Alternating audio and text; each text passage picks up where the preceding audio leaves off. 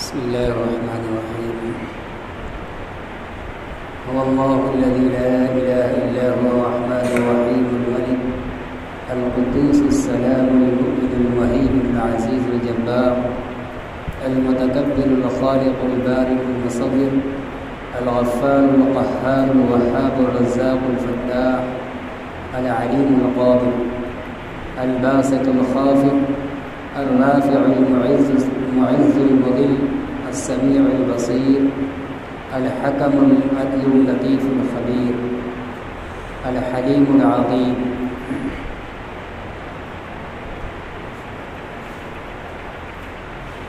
یہ حضرت ابو ہریرہ رضی اللہ تعالیٰ عنہ کی حدیث ہے جو اللہ تعالیٰ کے 99 اسماء الحسنی کے بیان پر مشتمل ہے. پچھلے ہفتہ ان اسماء میں سے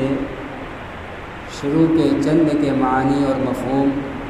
اور ان کی وضاحت بیان کی گئی تھی. اب بقیہ میں سے کچھ کے آج کی اس مجلس کے اندر معنی اور مفاہیم اور ان کی توضیح بیان کی جائے گی. اللہ تعالیٰ کے ایک نام میں سے ہے الغفار. اللہ تعالیٰ بندوں کو بہت بخشنے والا ہے.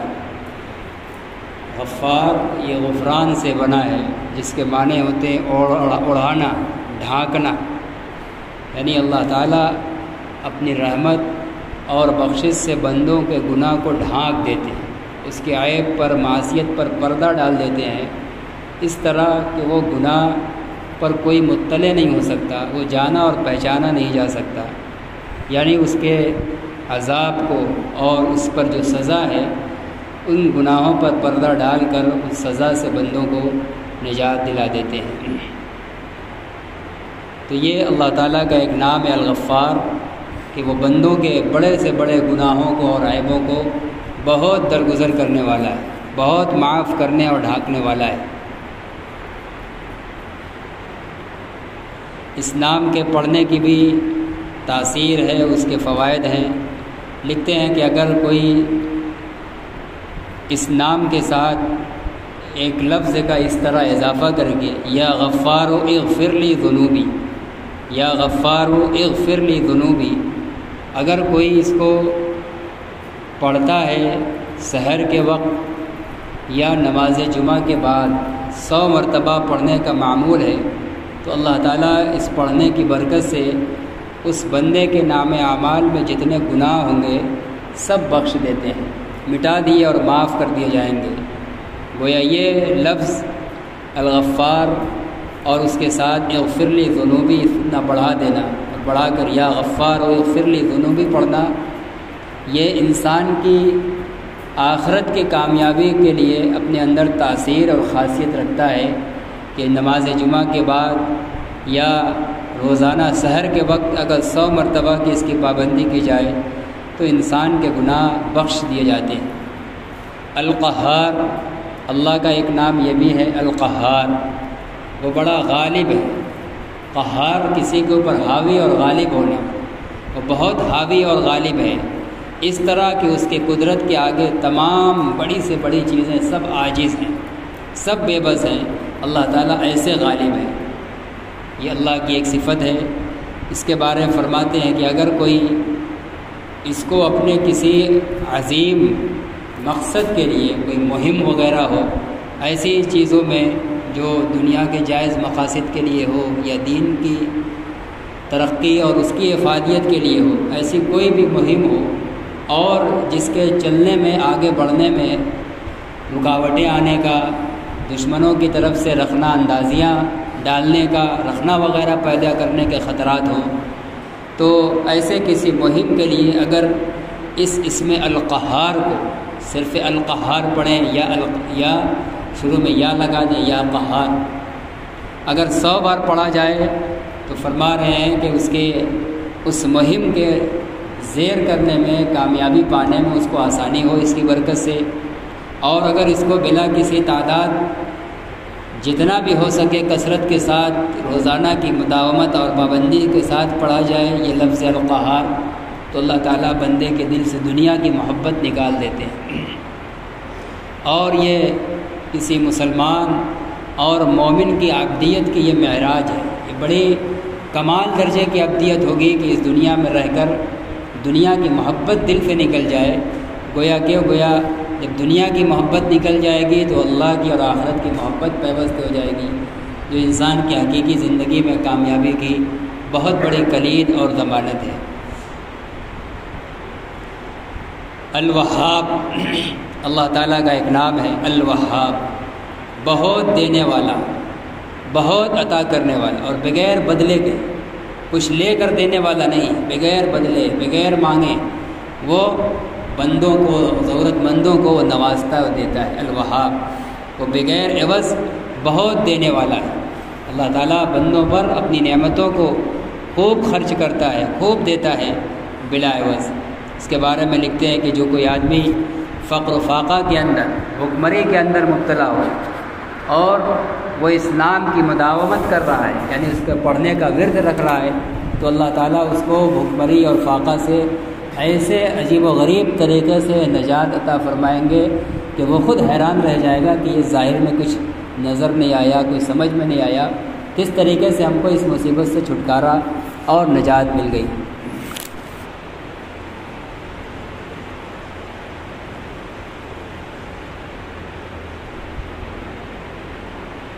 الرزاق اللہ تعالیٰ کا ایک نام ہے، رزق پیدا کرنے والا اور مخلوق کو روزی پہنچانے والا، وہ مخلوق تک بہت روزی پہنچانے والا ہے۔ الرزاق مخلوق کو بہت زیادہ روزی پہنچانے والا ہے، اور ہر وقت لوگ مخلوقات اس سے فائدہ اٹھاتے رہتے ہیں۔ رزاق ایسی ذات کو کہتے ہیں کہ جس کا نفع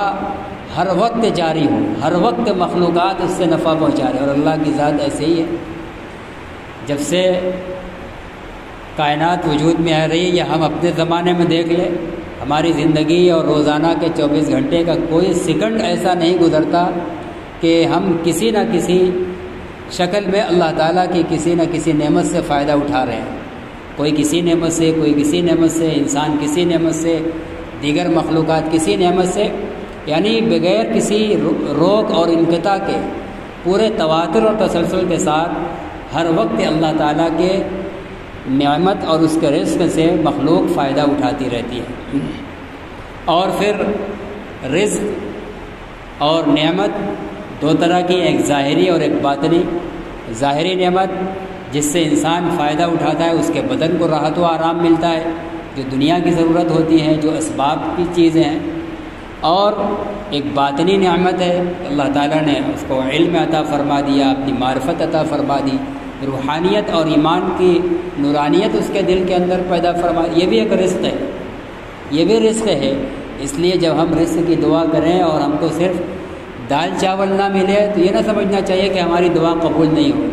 اگر نمازوں میں اضافہ ہو گیا، تسبیحات میں اضافہ ہو گیا، تلاوت بڑھ گئی، ہمارے اندر گناہ سے نفرت دن بدن بڑھتی چلی ہو گئی، تو یہ بھی گویا یہ سمجھیے کہ ہم نے جو اللہ سے رزق مانگا تھا، یہ بھی ایک رزق مل رہا ہے، یہ معنوی رزق ہے اور یہی حقیقی رزق ہے۔ تو یہ دو طرح کا رزق ہوتا ہے، ایک ظاہری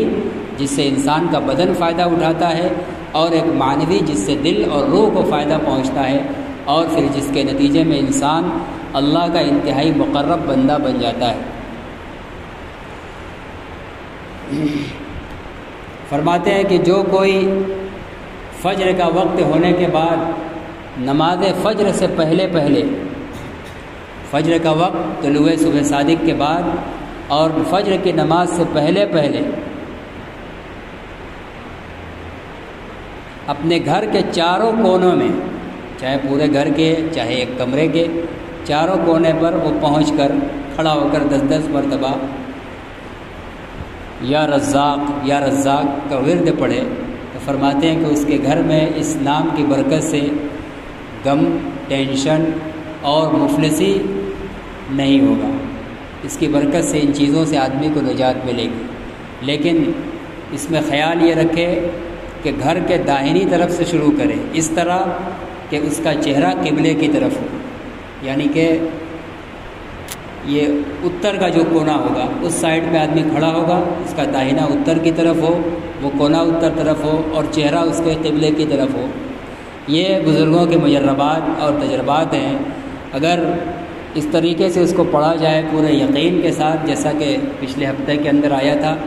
کہ ان کی جو بھی تاثیرات ہیں اللہ پر 100% اعتماد اور یقین کے ساتھ، اور پڑھتے وقت ذرہ برابر بھی دل اللہ کی ذات سے غافل نہ ہو، اس پورے پابندی کے ساتھ پڑھا جائے گا تو انشاءاللہ دیر سے دیر اس کی تاثیرات ضرور ملیں گی۔ اور جیسا کہ ابھی میں نے کہا کہ رزق معنوی اور ظاہری دو ہوتا ہے۔ اگر ہم ظاہری رزق کی نیت سے یا رزاق پڑھ رہے ہیں، لیکن ظاہری رزق ہم کو بڑھتا نظر نہیں دکھ رہا ہے، لیکن دل کے اندر ایمان کا نور بڑھ رہا ہے، تقویٰ بڑھ رہا ہے، گناہ سے نفرت بڑھ رہی ہے، تب بھی سمجھیں کہ اس نام کے پڑھنے کی ہمیں تاثیر مل رہی ہے، ہمیں رزق معنوی حاصل ہو رہا ہے۔ الفتاح، اللہ تعالیٰ کا ایک نام الفتاح، حکم کرنے والا، اور اس کا ایک معنی ہے کھولنے والا۔ اللہ تعالیٰ حکم کرنے والا ہے، آسمان و زمین پر اسی کا فیصلہ چلتا ہے، اور کھولنے والا ہے حالات اور مشکلات کو، رزق کے دروازوں کو، رحمت کے دروازوں کو، یہ ساری چیزیں سب اللہ کھولنے والا ہے، یعنی تمام چیزوں میں اللہ کی مدد شامل حال ہوتی ہے۔ تو یہ ایک اللہ کا ایک نام ہے الفتاح، حکم کرنے والا، فیصلہ کرنے والا۔ جب کسی کام کے ہونے کے بارے میں فیصلہ کر دے، کسی کی مدد کا فیصلہ کر دے، تو پھر دنیا کی کوئی طاقت اس کو روک نہیں سکتی۔ کسی کی ضرورت اور حاجت کے پورا کرنے کا حکم صادر فرما دے، کسی کی دنیا بنانے کا یا کسی کی آخرت بنانے کا یا کسی کے دونوں بنانے کا فیصلہ کر دے، تو کوئی اس بندے کے اور اللہ کے فیصلے کے بیچ میں رکاوٹ نہیں بن سکتا۔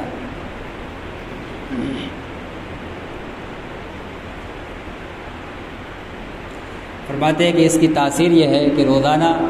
فجر کے بعد جو سینے پر ہاتھ رکھ کر 70 بار پڑھے یا فتاح یا فتاح، تو اس کے دل کی تنگی اور دل کے اوپر جو دنیا کے غفلت کے ماحول میں رہ کر ایک طرح کا زنگ لگ جاتا ہے، غفلت طاری ہو جاتی ہے، تو فجر کے بعد ہاتھ رکھ کر 70 مرتبہ یا فتاح پڑھنے سے دل صاف ستھرا ہوتا ہے، کینہ سے، کپٹ سے، گندگی سے، گناہ کے خیالات سے، ان ساری چیزوں سے دل کی صفائی ہوتی ہے۔ العلیم، اللہ کا ایک نام ہے العلیم، بہت جاننے والا، چھپی چیزوں کا بھی اور ظاہر چیزوں کا، عالم الغیب والشہادہ، اس کی تشریح قرآن میں آئی ہے۔ وہ چھپی چیزوں کو بھی جانتا ہے اور پوشیدہ چیزوں کو بھی جانتا ہے۔ کائنات کا کوئی ذرہ اللہ کے علم سے باہر نہیں ہے، سب کچھ اللہ کے علم کے اندر اور اس کی قدرت کے اندر ہے، ساری چیزیں اس کے قبضے قدرت کے اندر ہے۔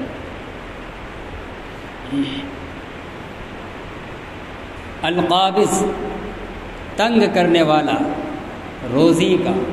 یا بندوں کے دل کا۔ قابض کے معنی تنگ کرنے والا، یہ اللہ ہی کی صفت ہے۔ وہ جب چاہتا ہے کسی بندے کی روزی کو تنگ کرتا ہے، یا جب چاہتا ہے کسی بندے کے دل کو تنگ کرتا ہے، تو روزی کی تنگی یا کشادگی، دل کی تنگی یا کشادگی، یہ سب اللہ کے قبضے میں ہے۔ القابض، تنگ کرنے والا وہی ہے۔ اس لیے اگر کبھی ہماری روزی تنگ ہو جائے، ہمارا دل تنگ ہو جائے، تو بہت زیادہ ہمیں دنیا کے ادھر ادھر حالات اور ماحول اور شخصیات پر نگاہ لے جانے کی ضرورت نہیں ہے کہ فلاں وجہ سے ہو گیا، فلاں وجہ سے ہو گیا۔ ہماری نگاہ اول مرحلہ کے اندر صرف اللہ کی طرف جانی چاہیے۔ کل ہماری روزی بڑی کشادہ تھی، آج اچانک تنگ ہو گئی،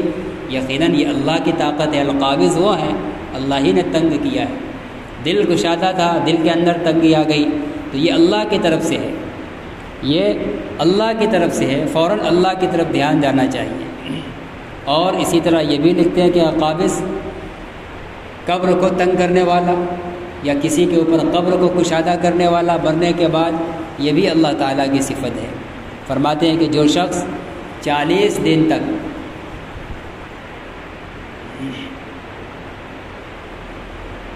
روز 40 دن 4 نوالے پر، روٹی کا یا بسکٹ کا کوئی چیز بھی ہو، اس پر القابض لکھ کر اس کو کھا لیا کرے، تو اللہ تعالیٰ اس کو عذاب قبر سے اور دنیا میں بھوک سے اس کو نجات عطا فرمائیں گے انشاءاللہ۔ الباسط، کشادہ کرنے والا، جیسے اللہ کی صفت ہے قابض، وہ روزی تنگ کرتا ہے، ایسے ہی اللہ تعالیٰ کی صفت ہے قابض، وہ کشادہ کرنے والا ہے، روزی کا یا بندوں کے دل کا، بندوں کے نصیب کو بڑھانے اور کشادہ کرنے والا ہے۔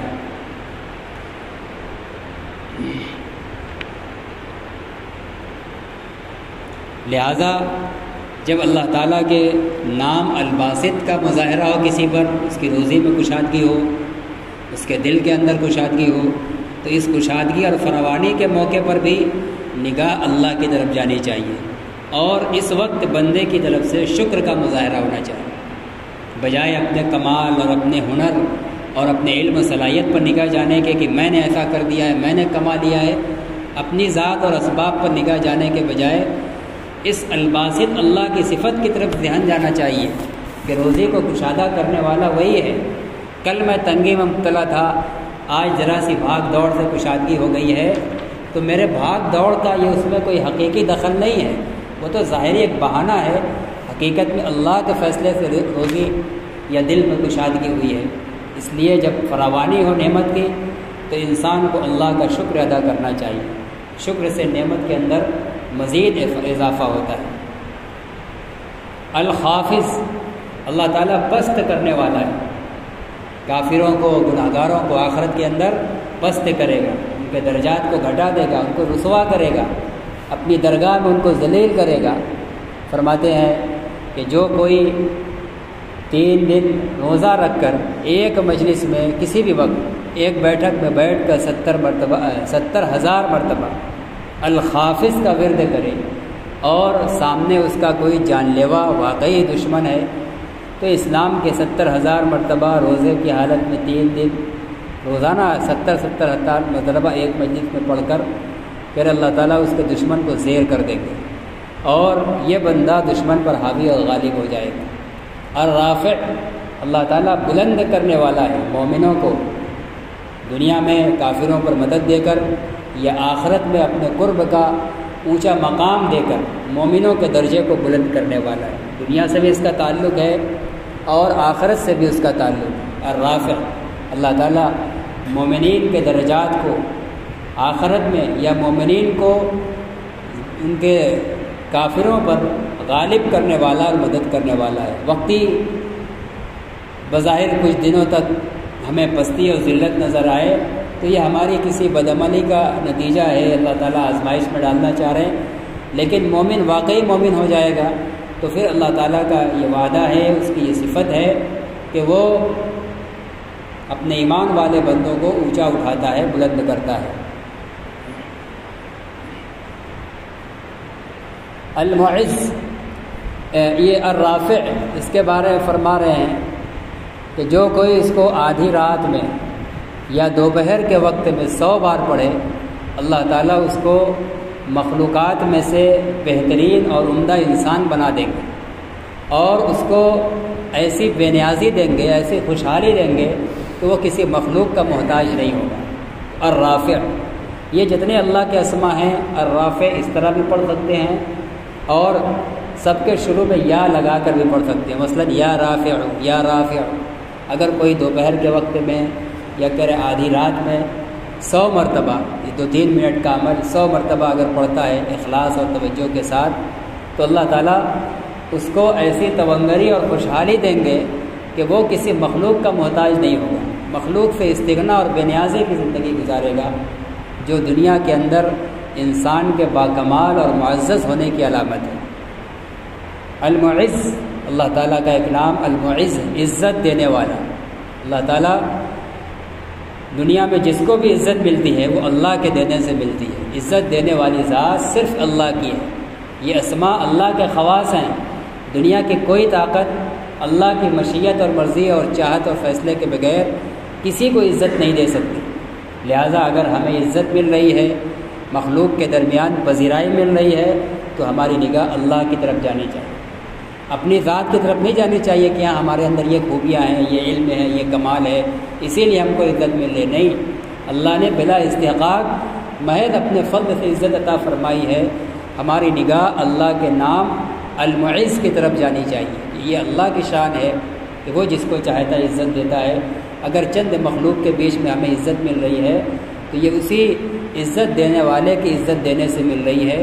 میرے اپنے ذاتی کمال اور ہنر کا اس میں کوئی دخل نہیں ہے، ورنہ بہت سے ہنرمند اور بہت سے باکمال دنیا میں ذلیل ترین لوگ ہوتے ہیں، ایسا بھی ہماری نگاہوں کے سامنے آج بھی ہے، دیکھا جا سکتا ہے۔ المذل، ذلت دینے والا، دنیا میں اگر رسوائی ہے مخلوق کے بیچ میں، آدمی ذلیل ہو رہا ہے، تو یہ بھی آدمی کو مایوس نہیں ہونا چاہیے اور صرف اپنے گناہوں پر نگاہ ڈال کر بالکل مایوس اور بددل نہیں ہو جانا چاہیے۔ یہ سوچنا چاہیے کہ کہیں ہم سے کوئی کوتاہی ہو رہی ہے، یا اللہ تعالیٰ ہم کو کسی غلطی پر متنبہ کرنے کے لیے وہی ذلت دے رہے ہیں، انہیں کی طرف سے آ رہی ہے۔ دنیا کے کسی کے ذلیل کرنے کی محنت کرنے سے، جیسے بسا اوقات ہوتا ہے کہ فلاں نے ہم کو بدنام کرا دیا، فلاں نے ہمارے بارے میں وہ الٹی سیدھی خبر پھیلا کر جہاں بنی بنائی عزت تھی سب جگہ ہم کو ذلیل کرا دیا۔ نہیں، کسی کی طاقت، کسی کے عمل کا کوئی دخل نہیں ہے۔ اللہ کی مشیت ہوئی، مرضی ہوئی کہ آج اب اپنے فلاں بندے کو آج سے جن لوگوں کے بیچ میں کل تک عزت دیا تھا آج ذلیل کر دیا جائے۔ اللہ کا فیصلہ ہوتا ہے، ذلت آ جاتی ہے۔ تو المذل، ذلت دینے والا بھی وہی ہے۔ فرماتے ہیں کہ جو کوئی کسی ظالم سے اور کسی حاسد سے جو اس سے جلن رکھتا ہے، اس سے ڈرتا ہو، کہہ رہے کہ اگر اس کو روزانہ 75 بار پڑھے اور اس کے بعد ایک سجدہ شکر کر لے اور دل میں یہ دعا مانگ لے کہ الہ العالمین اس ظالم کے شر سے ہمیں امان دے دے، تو 75 مرتبہ یا مذل پڑھنے کے بعد سجدے میں دل میں یہ دعا کر لے، کوئی مصنون دعا کے الفاظ نہیں ہیں، دل میں یہ خیال کر لے کہ فلاں ظالم سے ہمیں امان دے دے، تو اللہ تعالیٰ اس نام کی برکت سے اس کو امان اور چھٹکارا دیں گے۔ السمیع البصیر، اللہ تعالیٰ کے یہ دو نام ہیں، سننے والا اور دیکھنے والا۔ اللہ سننے والا ہے، سمیع ایسے سننے والا جو ہمیشہ سنتا ہے اور اس کا سننا کبھی کم نہیں ہوتا ہے، کبھی سنائی اس کی اوجھل نہیں ہوتی ہے، اور وہ سننے کے لیے آلات و اسباب کا محتاج نہیں ہوتا۔ ہم لوگ بھی سنتے ہیں تو ہم کو عربی میں سامع کہا جائے گا۔ سامع وہ ہوتا ہے جو کبھی سنتا ہے کبھی نہیں سنتا ہے۔ کوئی زور سے بولے گا وہاں بیٹھ کر تو ہم سنیں گے، اگر وہی منہ سے آواز آہستہ نکالے گا تو ہم نہیں سنیں گے۔ کان میں جب تک اللہ نے سماعت کی طاقت دی ہے تو سنیں گے، اور جس دن وہ طاقت چھین لی جائے تو آدمی بہرا ہو جاتا ہے، نہیں سنتا ہے۔ تو ہم کان کے محتاج ہیں، آواز کے محتاج ہیں، اللہ تعالیٰ ان چیزوں کا محتاج نہیں ہے۔ وہ سمیع ہے، اللہ کو سامع نہیں کہہ سکتے، وہ سمیع ہے کہ ہر وقت کوئی ایسا وقت نہیں ہوتا ہے جس میں وہ سن نہ رہا ہو۔ ہم لوگ اگر 4 لوگ بیک وقت آ کر بولے تو ہم سب کی بات نہیں سن پاتے، کسی ایک کی طرف توجہ ہوگی، اسی کی کامل سنتے ہیں، پھر بقیہ تو پوچھتے ہیں بھائی تم کیا کہہ رہے تھے، میرا دھیان ادھر تھا۔ اللہ کی ذات ایسی نہیں ہے،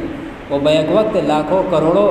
ارباں ارب مخلوقات کی سنتا ہے اور سب کی برابر سنتا اور سمجھتا ہے، اور نہ اس کو دھیمی آواز سننے سے رکاوٹ ہوتی ہے اور نہ تیز آواز اس کو تیز سناتی ہے۔ اس کی سماعت سب برابر ہے، یکساں، نہ وہ کان کا محتاج ہے، وہ کسی آلے کا محتاج نہیں ہے، ایسے سننے والے ہیں۔ یہ ذات صرف اللہ کی ہے۔ بصیر، ایسے ہی دیکھنے والے بھی ہیں۔ ہم اور آپ دیکھنے والے، ہم ناظر ہیں، باصر ہیں، لیکن اللہ تعالیٰ بصیر ہے، ہر وقت دیکھنے والا۔ ان کی نگاہ سے کوئی چیز کبھی اوجھل نہیں، تو وہ ہر وقت دیکھ رہے ہیں۔ ہم آنکھ بند کر دیں گے، دیکھنا بند۔ ابھی اندھیرے کے وقت میں لائٹ بند کر دیا جائے، ابھی سامنے بیٹھا ہوا کوئی نظر نہیں آئے گا، لیکن اللہ کی ذات اندھیرے اور اجالے کی پابند نہیں ہے، ہر وقت وہ دیکھ رہے ہیں اپنی مخلوقات کو، کائنات کو۔ کوئی چیز پل بھر کے لیے بھی اس کی نگاہ سے اوجھل نہیں، اور سب کو برابر دیکھ رہے ہیں۔ ہم نہیں کہ سامنے والے کو پورا دیکھ رہے ہیں یا دائنے والا ترچھا نظر آ رہا ہے، اللہ تعالیٰ سب کو مکمل دیکھ رہے ہیں، تو اللہ تعالیٰ بصیر ہے۔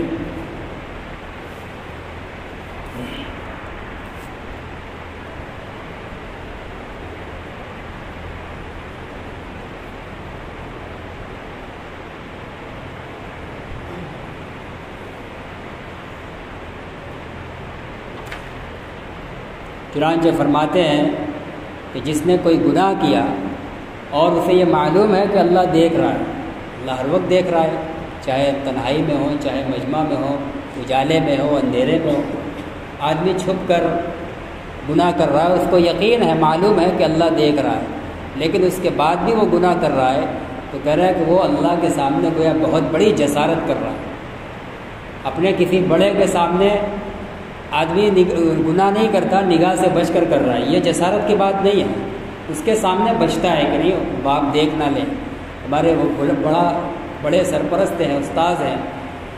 بڑے بھائی ہیں، فلاں ہے، دیکھ نہ لے، ان کی نگاہوں کے سامنے آدمی گناہ نہیں کرتا ہے، لیکن اس کو پتہ ہے کہ اللہ دیکھ رہا ہے اور پھر بھی وہ گناہ کر رہا ہے، گویا کہ وہ عام لوگوں کے مقابلے میں نعوذ باللہ اللہ کو ہلکا سمجھ رہا ہے، عام لوگوں کی نگاہ سے بچ رہا ہے لیکن اللہ کی نگاہ سے بچنا نہیں چاہ رہا، نہیں سوچتا کہ نہیں بھائی اللہ دیکھ رہا ہے، گناہ نہیں کرنا ہے، اور کوئی ایسی جگہ ہے ہی نہیں جہاں ہم پہنچ کے گناہ کر لیں اور اللہ نہ دیکھ لیں۔ لہٰذا اگر اس صفت کا استحضار ہو جائے اللہ کی ہر وقت دیکھتے رہنے کا، تو انشاءاللہ انسان گناہ سے بچ سکتا ہے۔ ان صفات کا استحضار گناہ سے حفاظت میں معاون اور مددگار ہو، لیکن اس کے باوجود اگر کوئی گناہ کرتا ہے یہ جانتے ہوئے کہ اللہ دیکھ رہا ہے تو گویا کہ وہ اللہ کے سامنے بہت بڑی جسارت کر رہا ہے، اور اگر یہ گمان کر کے گناہ کر رہا ہے کہ اللہ نہیں دیکھ رہا ہے تو فرماتے ہیں کہ جس نے یہ گمان کر کے گناہ کیا کہ اللہ اس جگہ پر نہیں دیکھ رہا ہے مثلاً، تو کہہ رہے اس نے کفر کیا، وہ کافر ہو گیا، اس لیے کہ اللہ کی صفت بصیر ہے، ہر وقت دیکھنے والا ہے، اور وہ اللہ کی صفت کا گویا منکر ہو گیا۔ اللہ تعالیٰ کی تمام صفات کا ماننا ایمان میں داخل ہونے کے لیے ضروری ہے، لیکن ایمان سے نکلنا اور کفر میں داخل ہونا سب کا انکار ضروری نہیں ہے۔ ایک کا بھی انکار کر دیا یا ایک کے بارے میں شک بھی پیدا ہو گیا، آدمی ایمان سے خارج ہو جائے گا۔ اس لیے ان مواقع کے اوپر بڑے ڈرنے کی بات ہے۔ فرما رہے ہیں السمیع البصیر، اللہ تعالیٰ بہت سننے والا ہے اور دیکھنے والا ہے۔ کہہ رہے ہیں کہ السمیع کو جو بندہ جمعرات کے دن چاشت کی نماز کے بعد 500 مرتبہ پڑھے، چاشت کی نماز کے بعد 500 مرتبہ السمیع کا ورد کرے، یا کہہ رہے روزانہ 100 مرتبہ کسی وقت بھی پڑھے، اس طرح کہ ان 500 کے درمیان میں کسی سے بات نہ کرے، بغیر بات کیے ہوئے پڑھے، اور اس کے بعد اپنی دنیا اور آخرت کے جائز مقصد کی جو بھی دعا کرے تو اسلام کی برکت سے اس کی دعا قبول ہوگی۔ البصیر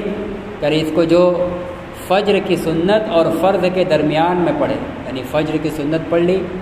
ابھی فرض کی نماز باقی ہے، ان دونوں کے بیچ میں صحیح عقیدے اور یقین کے ساتھ 101 بار پڑھیں تو فرما رہے ہیں کہ وہ اللہ تعالیٰ کی نظر عنایت کا مستحق ہوگا، اللہ تعالیٰ کی خاص نگاہ اس بندے پر ہو جائے گی، اللہ کا منظور نظر ہو جائے گا۔ البصیر کو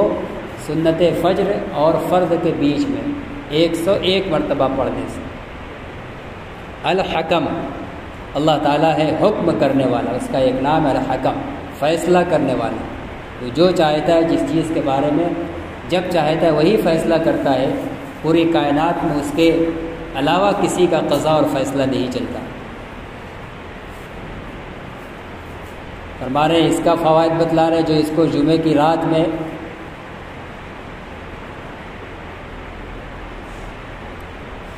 اتنا پڑھے، کوئی تعداد نہیں، اتنی کثرت سے پڑھے کہ اس کے اوپر وجد کی کیفیت طاری ہو جائے، یعنی ایسا جنونی کیفیت ہو جائے جیسے لگ رہا ہے کہ وہ اب آپے سے نہیں رہا، وہ اب اپنے میں نہیں ہے، بے ہوشی کسی کیفیت کی طرح ہو جائے، اتنا زیادہ پڑھے تو فرما رہے کہ اللہ تعالیٰ اس کے دل پر جو روحانیت کے اور باطن کے اسرار ہیں، معرفت کے جو باطنی اسرار ہیں، اللہ تعالیٰ اس کے دل پر منکشف فرمائیں گے۔ العدل، انصاف کرنے والا، اللہ کا ایک نام ہے العدل، اللہ تعالیٰ انصاف کرنے والا، اپنی مخلوقات اور بندوں کے بیچ میں انصاف کرنے والا ہے۔ جیسے ہم لوگ بول دیتے ہیں، بہت سے لوگ جہالت میں، نادانی میں، اپنی تنگی اور غربت سے پریشان ہو کر بسا اوقات کہ یہ اللہ تعالیٰ بھی نعوذ باللہ ناانصافی کرتے ہیں، کسی کو اتنا دے دیتے ہیں کہ اس کے گھر اٹا پڑا بھرا پڑا رہتا ہے، اور کسی کو اتنا غریب و فقیر بنا دیتے ہیں کہ ایک وقت کی روٹی کے لالے پڑے رہتے ہیں۔ انسان بسا اوقات ایسا سنا بھی گیا ہے، بہت سے لوگ زبان سے بڑی ڈٹائی کے ساتھ یہ بات کہہ دیتے ہیں، یہ کفریہ جملہ ہے۔ اللہ فرما رہے اللہ کا نام ہے العدل، اللہ ناانصافی نہیں کرتا ہے، انصاف کرتا ہے۔ اللہ کی بنائی ہوئی ہم سب مشین ہیں، ایک انجینئر اپنی مشین کے پارٹ کے بارے میں وہ جانتا ہے کہ کون سے پارٹ پہ کتنا تیل ڈالا جائے گا، کس پارٹ کو کس طرح استعمال کیا جائے گا، اس لیے انسان کے ہر فرد کے اعضائے انسانی کے ایک ایک پارٹ کو اللہ جانتا ہے۔ وہ جانتا ہے کہ زید کو کتنی دولت دی جائے گی، عمر کو کتنی دی جائے گی، کس کو زیادہ دی جائے، کس کو کم دی جائے، کس کو بڑا مکان دیا جائے، کس کو چھوٹا دیا جائے، کس کو ذاتی مکان دیا جائے، کس کو کرائے کا دیا جائے۔ پوری نفسانیت اور نبازیت کو اللہ جانتا ہے۔ جیسے دنیا کا ایک انجینئر اپنی بنائی مشین کو استعمال کرنے میں اپنی مرضی کا مختار ہے، کوئی یہ نہیں کہہ سکتا کہ یہ مشین تم نے بنائی، اس میں تو ہفتے میں ایک دن تیل ڈالتے ہو اور اس مشین میں روزانہ ڈالتے ہو، کوئی اس پر اعتراض نہیں گا۔ اس کے نشیب و فراز کو، اس کی نزاکتوں کو وہ جانتا ہے۔ ایسے ہی اللہ علیم و خبیر ہم سب کے پیدا کرنے والے ہیں، ہماری نفسانیت کو اور ہمارے مستقبل کے حالات کو ہم سے بہتر وہ جانتا ہے۔ اس لیے وہ جس کے بارے میں سوچتا ہے کہ یہ مالدار ہونا چاہیے، اس کو زیادہ مال دیتے ہیں۔ جس کے بارے میں اس کی مشیت کا تقاضا ہوتا ہے کہ نہیں اس کے پاس مال کی تنگی رہے گی تب یہ ٹھیک رہے گا، اللہ تعالیٰ اس کو مال کی تنگی دیتے ہیں۔ وہ اپنے ہر فیصلے میں عادل ہیں، انصاف کرنے والے ہیں، یہ ظلم اور ناانصافی نہیں ہے۔ جس مشین میں کم تیل ڈالنے کی ضرورت ہو وہاں زیادہ ڈال دیا جائے، کیا وہ نقصان دہ نہیں ہے؟ جہاں کم تیل زیادہ کی ضرورت ہو وہاں کم ڈالا جائے تو اس کے لیے نقصان دہ ہے۔ ایسے ہی ہم سب ایک انسانی مشین ہیں، اللہ اس کے انجینئر اور کاریگر بنانے والے ہیں، ہم سے بہتر اس کے پارٹ کو، نفسانیت کو وہ جانتے ہیں۔ اس لیے ہمارے بارے میں زید، عمر، بکر اور خالد کے بارے میں جتنے الگ الگ فیصلے ہیں، کسی کو کالا بنایا، کسی کو گورا بنایا، کسی کو خوبصورت بنایا، کسی کو بدصورت بنایا، کسی کو تنگ روزی دیا، کسی کو کشادہ روزی دیا، یہ سب اس کا انصاف ہے، عدل ہے، ناانصافی ہرگز نہیں ہے۔ اس لیے اس طرح کے جملے نہیں بولنا چاہیے کہ اللہ تعالیٰ بھی کسی کو بہت دے دیتے ہیں، کسی کو بہت پریشانی میں ڈال دیتے ہیں، نعوذ باللہ۔ اس طرح کے کلمات شکایت کے طور پر نہیں کرنے چاہیے۔ تو اللہ تعالیٰ عدل و انصاف کرنے والے ہیں۔ فرماتے ہیں کہ جو کوئی اس کو جمعہ کی رات میں روٹی کے 20 لقمے پر لکھے، 20 لقمے پر لکھے، کیا لکھے؟ العدل یا العدل لکھے اور اس کو کھا جائے، تو فرما رہے ہیں اللہ تعالیٰ تمام مخلوقات کو اس کے تابع بنا دے گا، تمام مخلوقات اس کے تابع ہو جائیں گی۔ ہر آدمی اس کا کام پورا کرنے اور اس کی بات ماننے اور اس کی ضرورت کا انتظام کرنے میں لگ جائے گا۔ انسان بھی اور دیگر مخلوقات بھی، سب کو اللہ تعالیٰ اس کے تابع بنا دے گا۔ اللطیف، باریک بھی، اللہ تعالیٰ بڑے باریک بھی ہیں، دور اور نزدیک سب ان کے یہاں برابر ہے۔ وہ لطیف، باریک سے باریک چیز، حدیث میں کہا گیا ہے کہ انتہائی کالی رات میں انتہائی کالا پہاڑ ہو، بالکل گھٹا ڈوب کالی سیاہی ہو پہاڑ پر، اور انتہائی گھٹا ڈوب تاریکی ہو رات کی، اس تاریک رات میں تاریک پہاڑ پر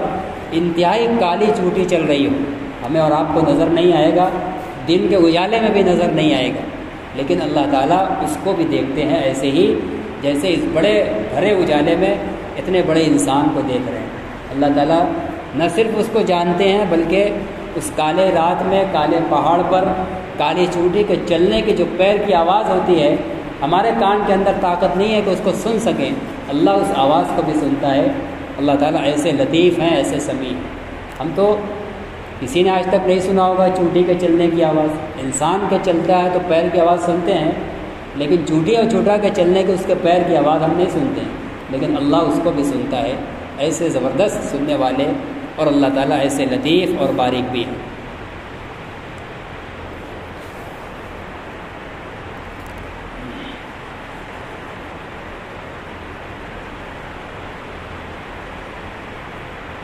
فرماتے ہیں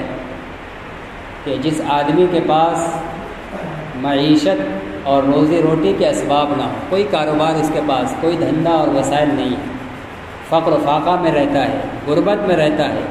کوئی اس کا غمخوار نہیں ہے، کوئی اس کے سر پر ہاتھ رکھنے والا نہیں ہے، اور بیمار رہتا ہے